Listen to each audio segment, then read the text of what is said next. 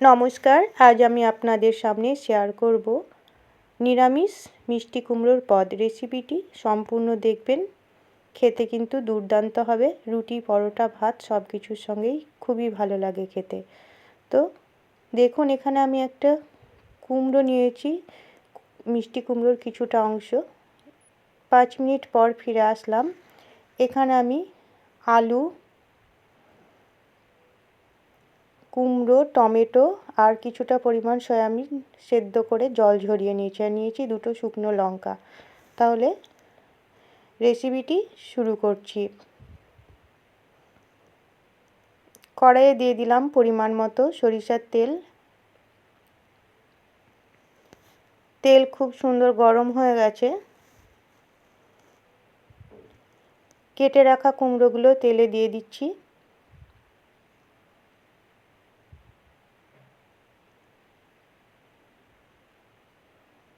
আজকে আমি এই কুমড়ো রেসিপিটি খোসা সহই বানাচ্ছি, যেহেতু কুমড়োটা কাঁচা। তো কাঁচা কুমড়ো হলে খোসা না ছাড়ালেও খেতে কিন্তু দুর্দান্ত হয় এই কাঁচা কুমড়ো। তো এবার কুমড়োগুলো একটু ভালো করে ভেজে নেব।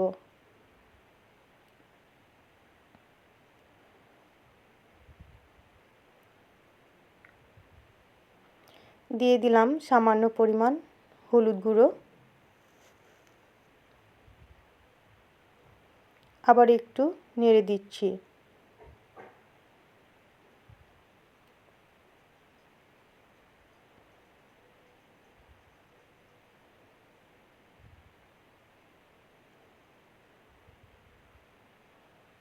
কিছুক্ষণ পর ফিরে কুমড়োগুলো নেড়ে কেটে রাখা আলুগুলো দিয়ে আবার একটু ভেজে নেব।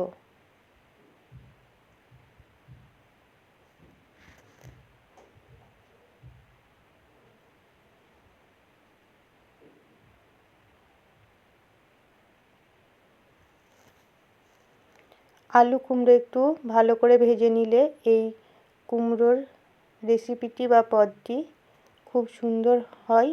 এবার সয়াবিনে দিয়ে দিলাম 1 চামচ বেসন আর সামান্য পরিমাণ লবণ। এবার একসঙ্গে বেসনের সঙ্গে সয়াবিন ভালো করে মাখিয়ে নেব। তো খুব সুন্দর করে মাখিয়ে নিলাম। আর এদিকে কুমড়ো আর আলু খুব সুন্দর ভাজা হয়ে গেছে, অন্য পাত্রে তুলে নিচ্ছি।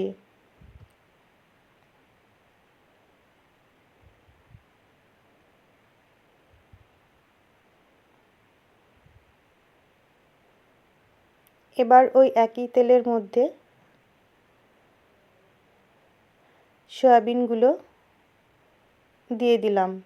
এবার ভালো করে ভেজে নেব।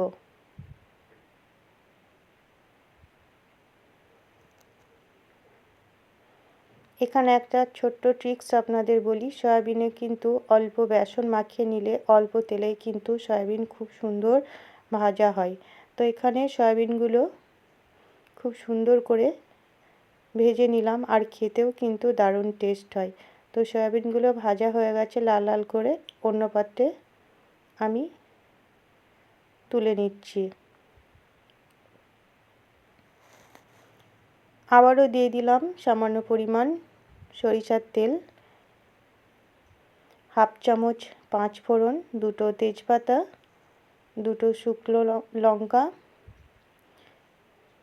আর 1.5 চামচ কাঁচা লঙ্কা আর আদার পেস্ট। এখানে আমি 4টে কাঁচা লঙ্কা আর কিছুটা পরিমাণ আদা নিয়ে পেস্ট করে নিয়েছি। এখানে খুব কিন্তু মিহি করে পেস্ট করিনি, একটু গোটা গোটা ছিল। দিয়ে দিলাম একটা টমেটো কুচি আর কিছুটা পরিমাণ মটরশুঁটি।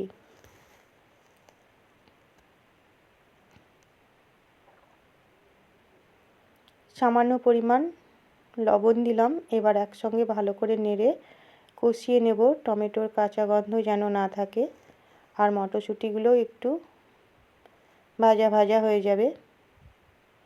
দিয়ে দিলাম সামান্য পরিমাণ হিং। হিং দিলে কিন্তু এই কুমড়োর রেসিপিটি বা পদটি খেতে কিন্তু অসাধারণ হয়। আবার একসঙ্গে খুব ভালো করে নেড়ে নিলাম। হাফ চামচের বেশি ধনে গুঁড়ো, হাফ চামচ জিরে গুঁড়ো, হাফ চামচ কাশ্মীরি লঙ্কার গুঁড়ো, হাফ চামচ হলুদ গুঁড়ো। এবার সামান্য পরিমাণ জল দিয়ে দিলাম। মিক্সি জারে একটু মশলা ছিল তো তাতেই জল দিয়ে সেটা দিয়ে দিলাম। এবার একসঙ্গে ভালো করে কষিয়ে নেব। এই জলটা না দিলে মশলাগুলো পুড়ে যাওয়ার সম্ভাবনা থাকতো, তা সামান্য জল দিয়ে মশলা কষিয়ে নিলাম। দেখুন খুব সুন্দর কষানো হয়ে গেছে, তেল ছেড়ে গেছে, দেখেই বুঝতে পারছেন। এবার ভেজে রাখা সমস্ত উপকরণগুলো আলু, কুমড়ো, সয়াবিন দিয়ে দিলাম। এবার একসঙ্গে ভালো করে নেড়ে নেব।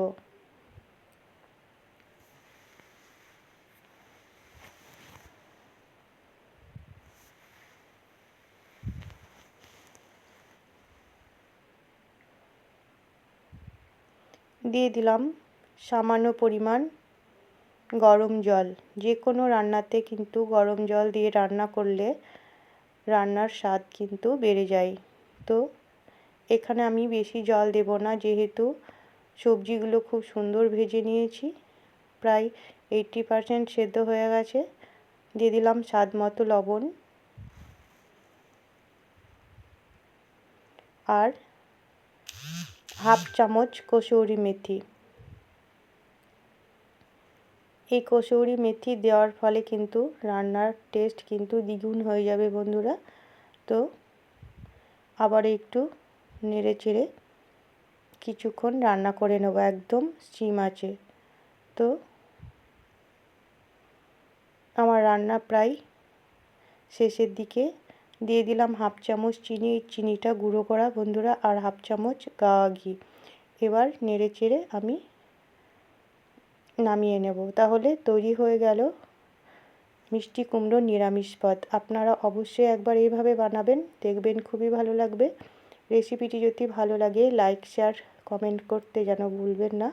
আর আমার চ্যানেলে নতুন বন্ধু হয়ে থাকলে চ্যানেলটিকে সাবস্ক্রাইব করে পাশে থাকবেন, আর পাশে থাকা বেল আইকনটি অবশ্যই ক্লিক করবেন। নতুন কোনো ভিডিও আপলোড করার সঙ্গে সঙ্গে নোটিফিকেশন পৌঁছে যাবে সবার আগে আপনাদের কাছে। তো দেখুন নামিয়ে আমি অন্য পাত্রে সার্ভ করে দিলাম। তাহলে কত সহজে তৈরি হয়ে গেল মিষ্টি কুমড়োর নিরামিষ পদ। সম্পূর্ণ ভিডিওটি দেখার জন্য অসংখ্য ধন্যবাদ।